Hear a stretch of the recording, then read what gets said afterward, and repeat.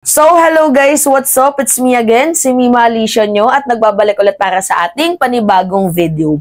So, natatandaan nyo ba mga minamahal si Jan Amores? So, sino yung nakakaalala dito kay Jan Amores?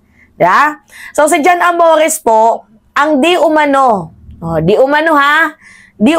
lalaki kuno ni Vice President Sara Duterte na niregaluhan niya ng gasoline station gamit ang pera ng kaban ng bayan.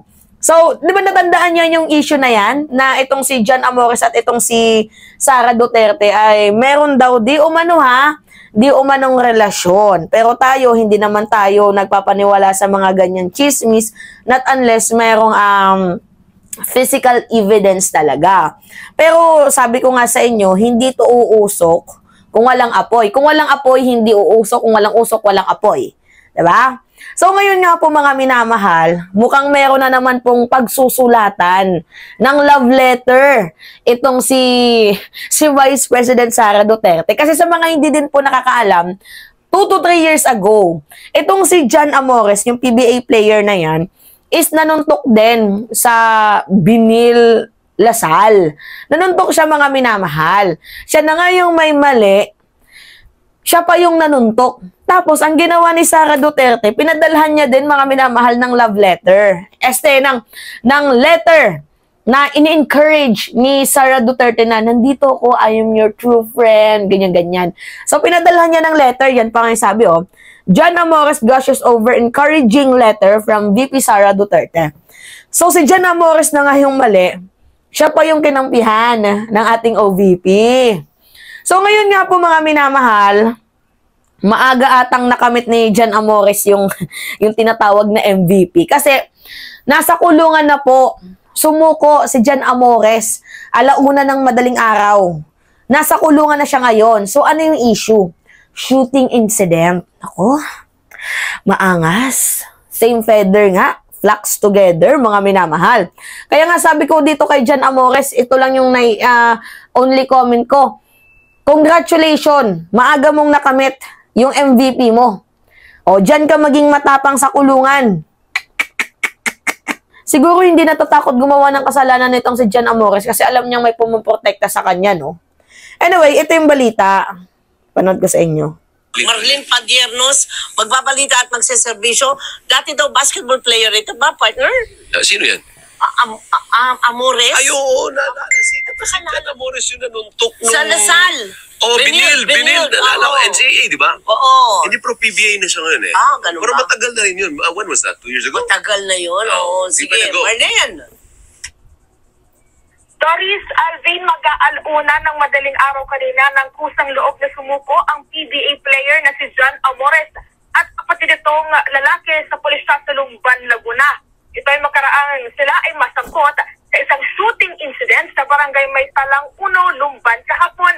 Tapos nakuha ng CCTV ang insidente kung saan makikitang bumabas na sadyang motorsiklo ang basketballistang si Amores at saka pinaputokan ng baril ng isang lalaki na nagkaalitan umano nito nang dahil sa larong basketball. Ayon sa Lumban PNP, mismo ang kapatid ng suspect na isang barangay chairman sa bayan ng Pagsanhan ay nakapag-ugnayan sa kanila para sa pagsuko ng mga ito. Sa ngayon, nagpapatuloy pa rin ang isinasagawang investigasyon ng pulisya, gayon din ang paghahain ng mga dokumento sa piskalya ukol dito, habang nasa ligtas ng kalagayan ng biktima at wala namang nakukuha na nadamay sa naturang insidente.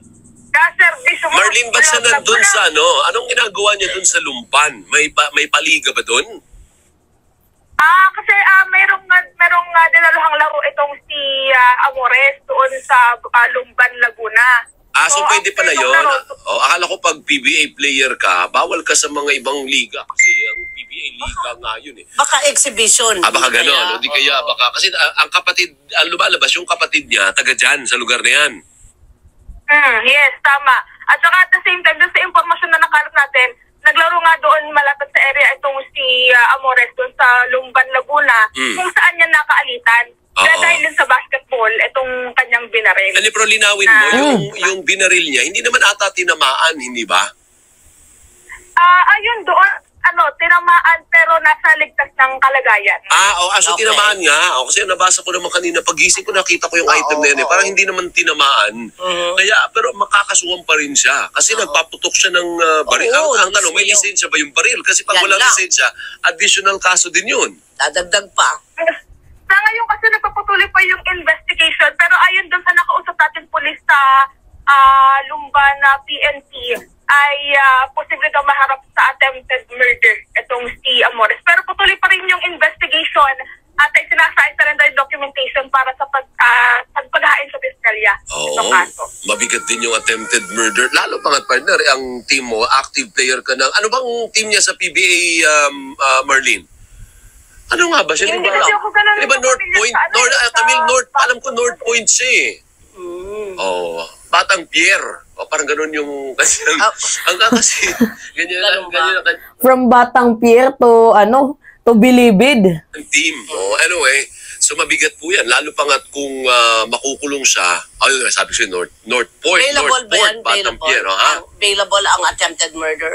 Ay, hindi ko lang, mga murder, hindi available. Kaya lang, sabi ko nga sa'yo palagi, yung mga non-available na yan, depende pa rin sa ebidensya. Oo nga pala. If the evidence is strong. Yung... Di ba, Marlene? Yes. Pinasa- Alvin, Doris, sa ipaparik ko lang pala yung impormasyon na naibigay ko kanina. Hindi pala nilinaw ng kapulisan kung natamaan ng baril itong biktima. Pero sa ngayon, nasa mabuti na siyang kalagayan, Alvin at Doris. So hindi malinaw kung tinamaan o hindi. Baka lang dinala sa ospital. Baka dinala sa ospital para i-check up nga kung ano bang tama. tinamaan ba o hindi. Sige, Ayun. Marlene, thank you ha. Okay, maraming salamat. Yan mga minamahal. Nako, matapang talaga, no? Matapang itong si Jan Amores kasing tapang niya, no? Ni Sara Duterte. So, may video ba tayo nakuha? Mayroon po mga minamahal. Kung saan nagkaroon ng alitan. Tapos pinaputukan niya yung kanyang kalaban. Ito, panoodin natin to. Yung totoong video ng kanilang alitan.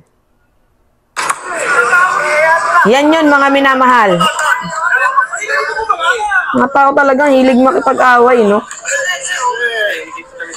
Yan. Umalis na sila dyan. Yan. Inabangan nila sa kabilang kanto. Tingnan natin sa ibang kuha ng CCTV. Yan tingnan nyo, may pinaputukan dyan.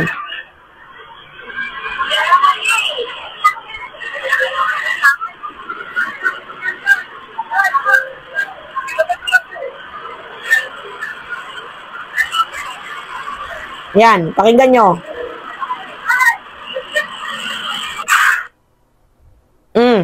Narinig nyo?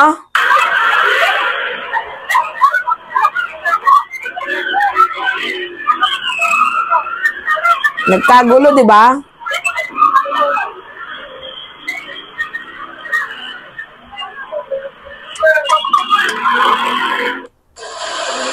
Yan naman yung sumuko sila nung alauna.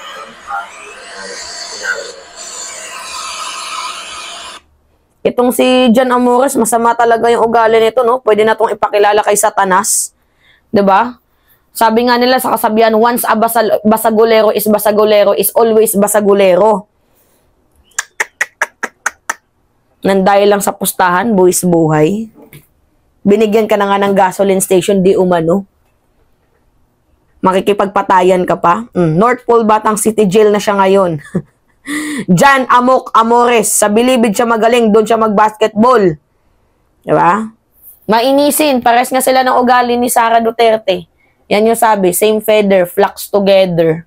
Anyway, mga minamahal, yun po. Grabe, no? So, it's me again, si Mima Alicia nyo, at nagbabalik ulit para sa ating panibagong video.